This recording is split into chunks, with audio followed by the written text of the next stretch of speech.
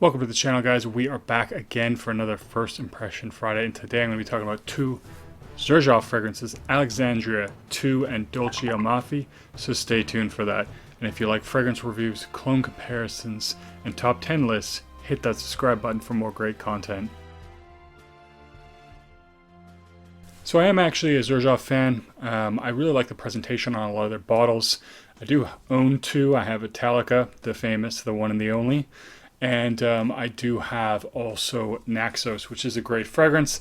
They do have a lot of good fragrances. And I wanted to check out two from the house. Now, one of them, Dolce Mafi. I have tried an inspiration of this one. So I want to see the original and see what it smells like. And of course, Alexandria 2 is talked about a lot. It's one of the ones that's been talked about a lot more as one of the really, really outstanding oud offerings that they have. So without further ado, let's get into it. I'm going to start with Dolci Al Mafi. Amafi. I can't say that right. But you know what? I'm going to just jump right into it.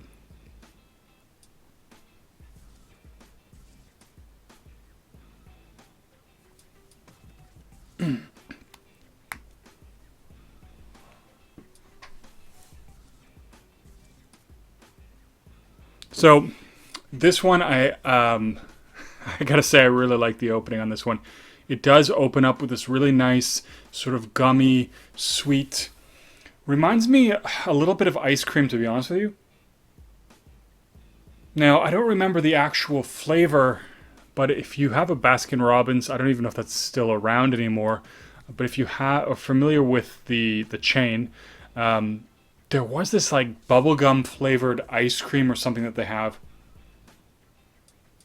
And right in the opening, this one really gives me that impression of like a bubblegum ice cream. It's not overly thick. It's not overly sweet. It's actually really, really nicely done. It is already starting to transition a little bit. I want to pour a little bit more on just because I was a little skimpy this time, because last time I actually coated my entire fist basically, but I want to make sure I still get a good impression of the fragrance. So I do want to make sure there's enough on there. But yeah, I mean, I guess it's one of those fragrances that in the opening really kind of takes me back down memory lane. You know, when I was a kid, that certainly used to be something special that we would do. We'd go to Baskin Robbins for a treat, especially in the summer. And this really, really reminds me of that bubblegum ice cream. So very, very nice touch. I'm going to let that sort of transition a bit, see how it develops. But right now, very enjoyable. I'm going to move over to Alexandria 2. I don't really know what to expect from this one, other than it is an oud fragrance. I think, if I recall correctly, people said this one opens a little bit harsh. But I'm going to have to try and see. Ugh, of course. Drop way too much on myself. Oh, so if this is the one that I think people have talked about as opening harsh, I don't really see that.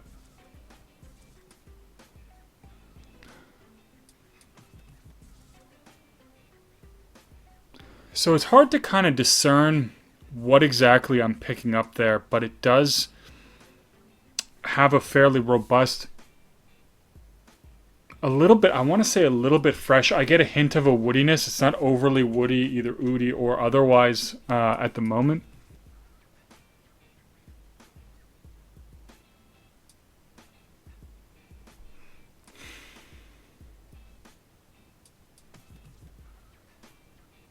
So, definitely hard to pick that one apart. A little bit fresh. A little bit light. It's definitely a lot lighter than I was expecting. I was expecting something very heavy and thick. This is definitely not that kind of fragrance on the opening. There's maybe a hint of spice here. Definitely not what I would consider a spicy fragrance, but there's just something there that gives it a little bit of something.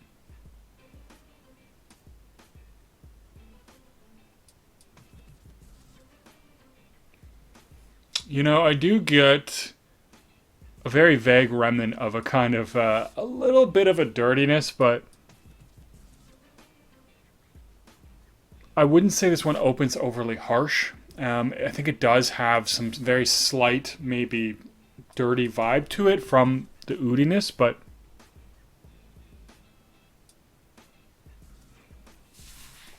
definitely not overly so. It does definitely have, I think, a little hint of that kind of slightly skanky oudiness that, especially, I find some fragrances have a pretty potent opening, and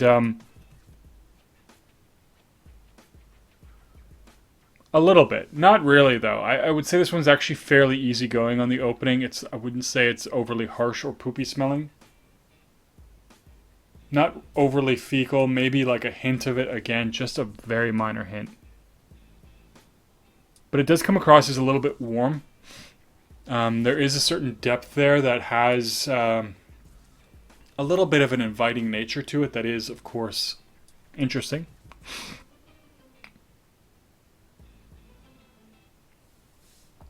It's getting a little bit thicker, a little bit heavier feeling.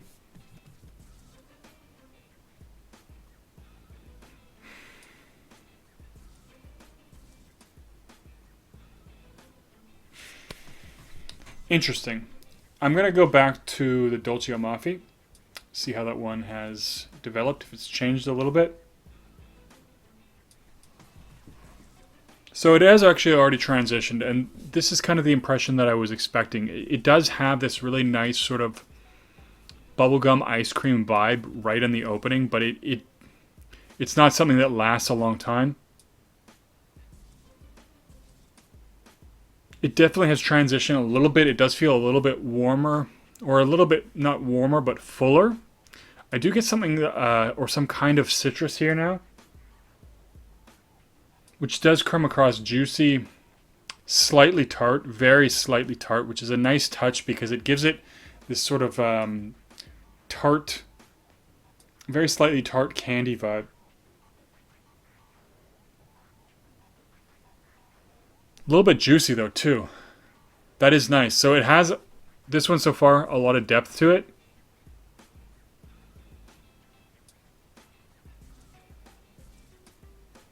I feel like maybe there's some spice in this one too, but again, very light kind of vibe. I wouldn't again also call this one spicy, but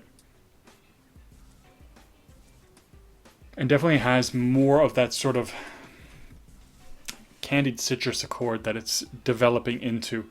Gone with the bubblegummy ice cream into a candied citrus vibe that is a little bit, just a slight bit tart.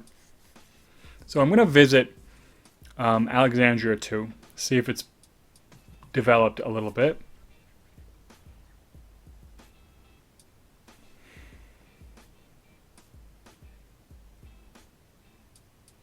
So I do get a hint of something there that's a little bit sweet, like really slightly sweet, that's taking off from this sort of densely woody edge. Like, I don't know if it's a floral component, because I know to me, some florals come off as being slightly sweet. And I feel like this has a little bit of that kind of sweet floral vibe.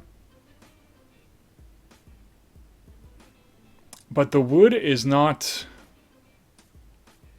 and especially the oud is not overwhelming or exceptionally strong.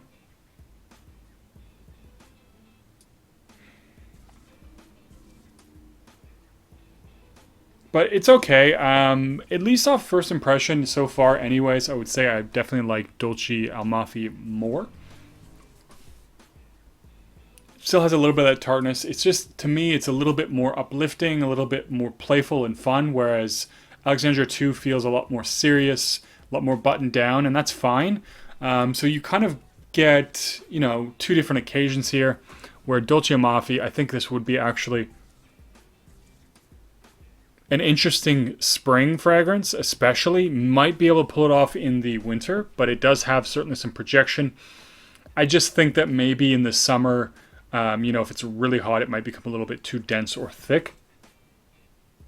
But it has that nice, uplifting, energetic vibe. It's very fresh, very playful. Well, it's not overly fresh, I should say, but it has those citrus elements without being overly bright or fresh. but it also has a lot of depth to it. So to me, this one has character, and it's nice. So you could dress it up, you could wear it in formal occasions, for sure. But it also seems like one I could just wear casually on a spring day, no problem. Alexandria 2, on the other hand, does feel a lot more formal, a lot more buttoned down, definitely for the colder weather, fall, winter. It does have that sort of thickness to it. It does have that sort of formality to it. And so it does seem a little bit more like a special occasion fragrance.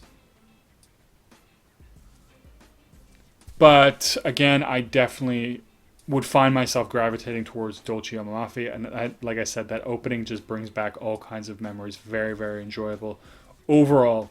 So for me personally, my verdict, both are nice, but Dolce Amalfi is the definite winner here, in terms of overall profile and fragrance. But let me know in a comment down below. Have you tried any of these fragrances? Do you prefer one over the other, or there's some other Xerjoff fragrance that you really enjoy? Let me know. I might have to pick up a sample of some more Xerjoffs soon to check them out. And as always, don't forget to like and subscribe. And as always, I'll see you guys in the next video.